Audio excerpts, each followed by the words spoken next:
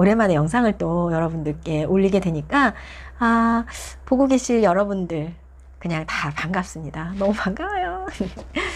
네, 오늘은 지금 이 시간에는 거절에 관한 얘기를 좀 할까 해요. 제가 이렇게 좀 잘 웃고 그리고 사람들을 볼 때마다 좀 즐겁게 유쾌하게 만나고 하다 보니까 좋은 영향들이 훨씬 더 많은데, 가끔 제가 잘 웃는 것, 그리고 밝게 맞아주고 좀 항상 그렇게 좀 유쾌하게 이렇게 있는 모습들이 때로는 상대가 저를 가볍게 보는 때도 있나?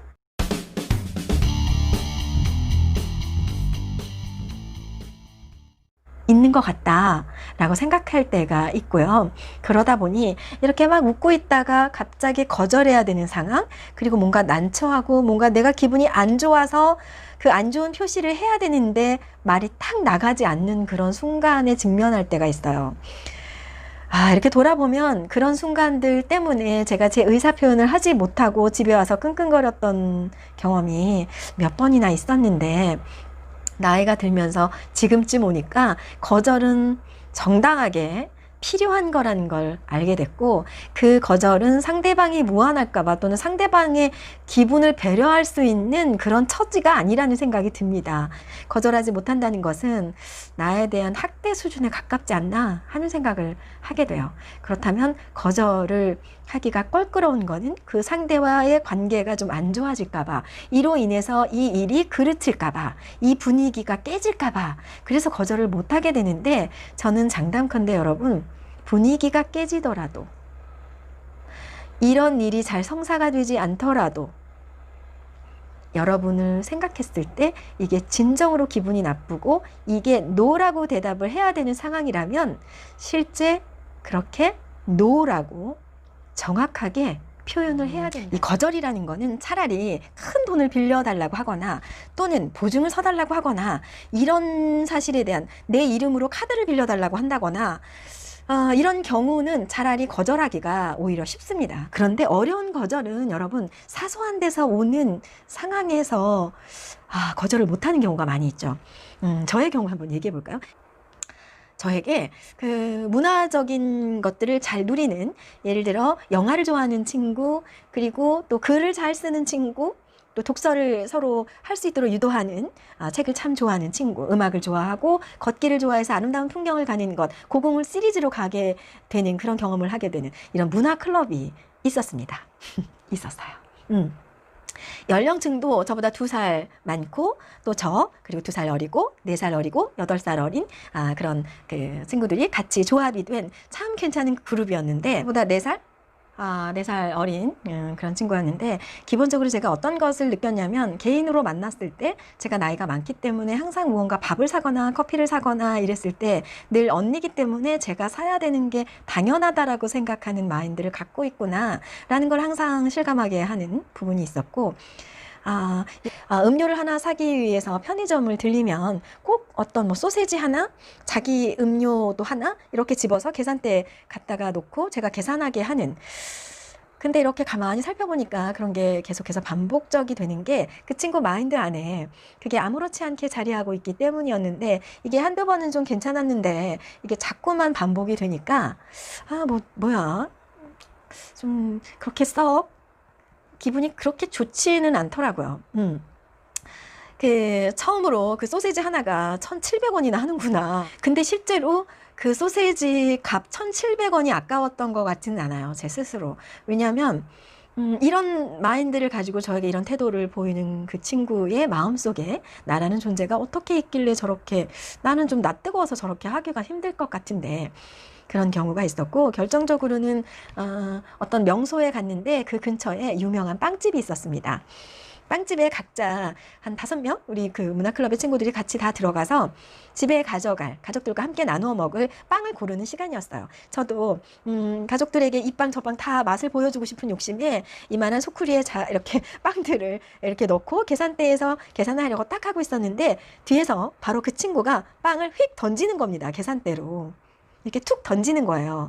그 빵이 제가 기억하기로 정확히 팥빵이었는데, 팥빵이 눈에 확 오는 그런 느낌. 또 이러네? 이런 느낌?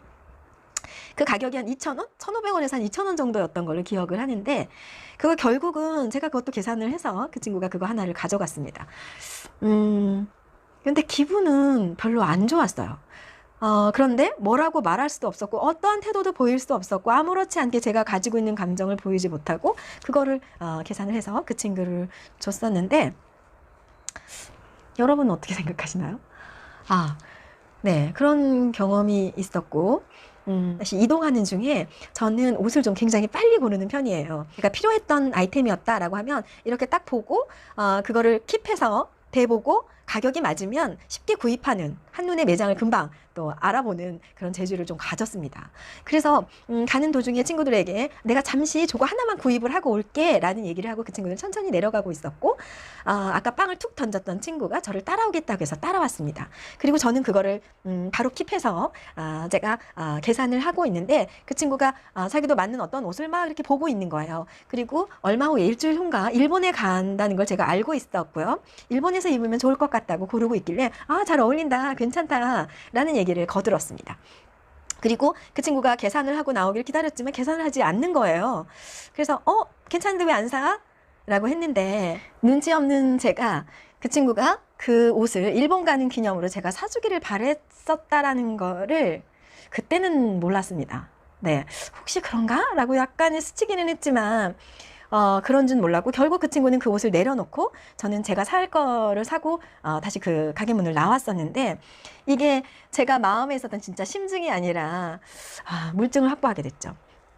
그 친구가 일본에 다녀온 후에 우리 그 친구들이 다시 만났을 때 그 친구가 그 얘기를 하는 겁니다. 지금 내가 입고 있는 옷이 제가 일본 간다고 제가 아는 지인 언니가 요거 색깔하고 또 다른 거 하나 이렇게 2개를 구입을 해줬다. 그래서 일본에서 이걸 이렇게 정말 예쁘게 입고 다녔다라는 얘기를 하는 거예요. 그때 제 머리를 스치고 지나간 건, 그때 내가 눈치 없어서 못 알아들었구나. 저 가격도 기억을 해요. 38,000원짜리 티였습니다. 근데 저는 그때 제가 그거를 사준다라는 생각은 조금도 하지를 못했었어요. 근데 이런 정서가 과연, 너무 이렇게 일반적인 건가? 그거 일반적인 건가요? 그런 일들이 자꾸 반복이 되면서 이상하게 좀 싫어지더라고요. 그리고, 그 친구의 마인드 안에, 그 지방에 사는 언니가 있는데, 그 올라오면서, 그 기차를 타고 올라오면서 김치를 이만한 통에다가 가득 담아서 자기를 주기 위해서 막 끙끙거리면서 가지고 왔다는 거예요. 근데 그런 얘기들을 어느 순간부터 어떻게 들리기 시작하냐면, 나한테 그런 언니들이 이렇게 있는데 너는 뭐 하니? 이거 제가 자격지심일까요? 그때 제가 한마디 했던 것 같습니다. 요즘이 어떤 시대인데 그렇게 무거운 김치를 굳이 그 지방 멀리서 기차 타고 오는데 그거를 서울에까지 그렇게 갖고 오느냐. 네, 붙여도 되는 거고, 굳이 그거를 그렇게, 이런 얘기를 언뜻 했습니다. 그건 저에게는 굉장히 큰 발악의 말이었습니다. 이 거절이 어려운 거는 오히려 큰 부탁에 대한 거절보다 그렇게 미묘하게 관계가 좋고 분위기가 지금 되게 좋은 상태에서 팥빵 하나를 던졌다고 해서, 자기가 툭 그가 먹을 것을 하나 딱 갖다 놓고 계산하라고 아무렇지 않게 하는 그런 태도 안에서, 이거 뭐야? 정색을 하면서, 이거 뭐야? 너 뭐 이거 왜? 이렇게 하기는 좀 어렵더라고요. 어떤 좋은 방법이 있을까요? 근데 이런 거절을 안 하고 항상 그냥 편안하게 그렇구나 뭐 이거 하나쯤 뭐 그냥 해주고 하니까 이게 계속해서 반복이 되는데, 재밌는 건 내가 그들에게서 받아야 되는 그런 상황들이 있죠. 생일날? 네, 생일날에 케이크를 가지고 왔는데, 제가 그 전에 가족들과 했던 케이크가 너무 화려해서 어떤 케이크를 선물해도 별로 만족할 것 같지 않아서 소박하게 케이크를 준비했다는 거예요. 근데 그 소박한 케이크가 뭔지 알아? 그 왜 카스테라 같이 그 케이크를 얹어 놓기 위해서 그 기본 빵 있잖아요. 그걸 가지고 온 거야. 이 친구들이 돈이 없어서 그러는 거 아니야? 라고 누군가가 나에게 그런 조언을 한 적이 있었습니다. 그때 좀 울컥했어요. 생일을 이렇게 돌아가면서 하잖아요. 그래서 저 앞에 생일을 했던 친구들은 먹는 것까지 n분의 1을 해서 나눠줬던 걸로 기억을 하고요. 그리고 저는 이제 생일이 늦은 쯤에, 그 연말쯤에 있기 때문에 마지막에 제 생일 타임이 있었는데, 그때는 또 먹었던 그 금액, 그때 만나서 먹은 금액은 n분의 1 해서 저도 내라고 청구가 온 겁니다. 소위 그 총무에게서. 기분이 너무 안 좋아졌어요. 그때. 이거 진짜.